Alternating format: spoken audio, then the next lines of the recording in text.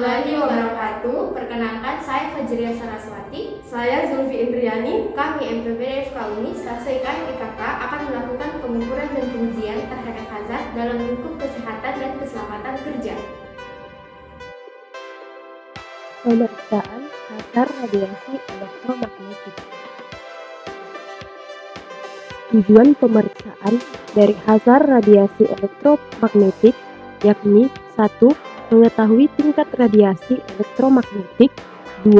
Melakukan pencegahan menggunakan 5 level of prevention.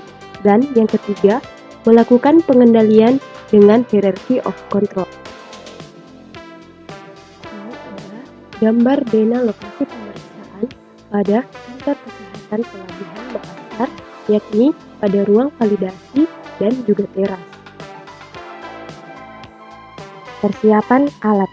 Alat yang digunakan pada pengukuran radiasi elektromagnetik yakni Electromagnetic Radiation Tester, di mana kita harus memastikan Electromagnetic Radiation Tester ini berfungsi dengan baik dan sudah terkalibrasi. Cara pengukuran. Tekan tombol power biarkan sampai terlihat display. Kemudian, dekatkan alat ke benda yang akan diukur. Untuk mengetahui nilai rata-rata atau AVG, tekan AVG atau VPP sampai kelihatan AVG pada layar. Kemudian tekan Hold untuk mengunci pembacaan.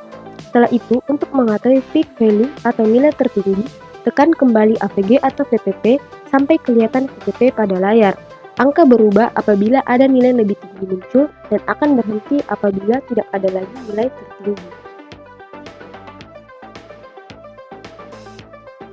Pada hasil pemeriksaan pada ruangan teras, alat kerja yang dinilai yakni box sama listrik, di mana didapatkan hasil pengukuran pada file AVG-nya 23 dan VPP 25. Pada file AVG 12,32 dan VPP 13,54, di mana tidak melewati NAB. Kemudian pada ruangan validasi, alat kerja yang dinilai yakni kipas angin pada hasil pengukuran e-file 156 pada AVG dan 202 pada VPP.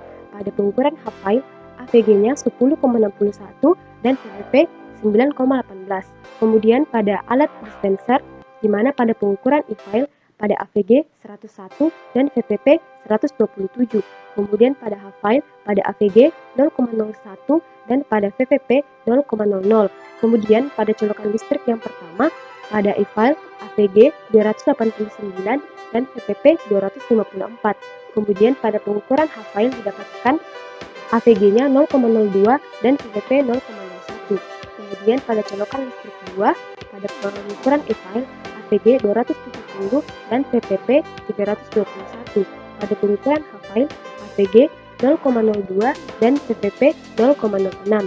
Kemudian pada colokan listrik ketiga didapatkan pengukuran e-file di mana AVG 392, VPP 382 dan pengukuran H-file pada AVG 0,01 dan VPP 0,02, di mana tidak melewati NAB.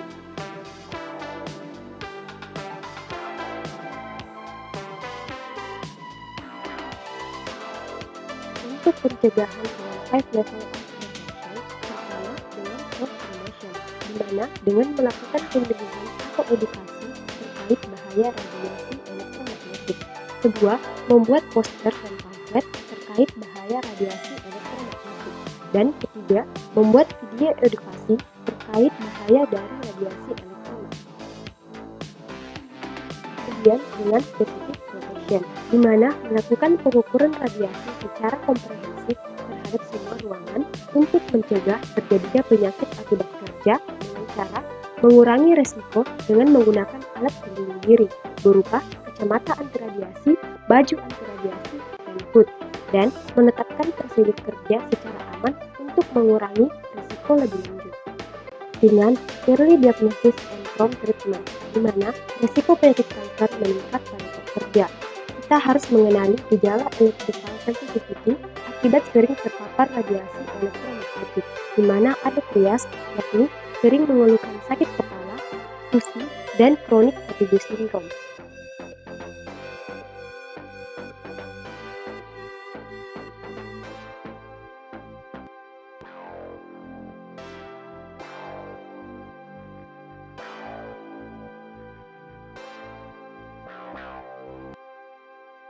disability limitation, di mana pengobatan akibat kanker adalah kemoterapi dan radiasi. Pengobatan lebih lanjut dilakukan oleh dokter spesialis onkologi.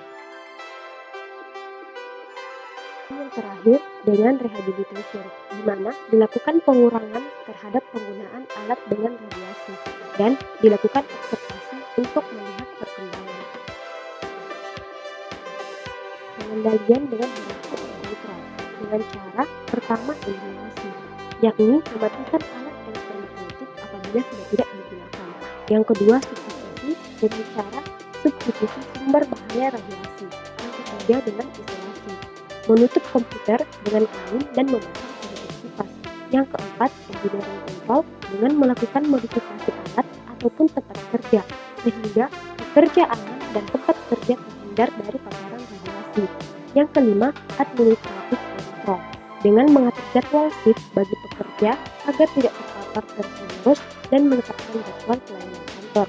Dan dengan APD, di mana menggunakan alat pelindung diri yaitu kacamata anti radiasi, face shield, dan hood.